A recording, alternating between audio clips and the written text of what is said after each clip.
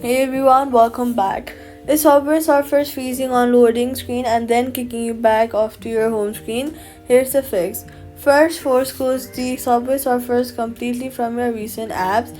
Then go to your settings and then go back, toggle airplane mode on for 15 seconds and back off to completely reset your network connection. Since Subway Surfers loads seasonal city content on launch and a broken connection can cause the loading screen to stall and then crash out.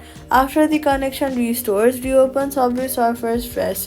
If it's still stuck, go to your settings again, then go to general, then go to iPhone storage and find Subway Surfers to the list, tap on it and then tap offload app. Next, once you offload it, go to the app store and search for it.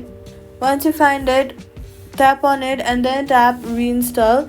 After reinstalling, make sure that you're connected to a stable Wi-Fi or cellular signal before opening the game, since a weak connection during that very first load is the most first common of this specific freeze. So all you gotta do is airplane mode reset, force close and reopen, offload and reinstall on a stable connection. Subway Surfers load properly and that's it. Subscribe.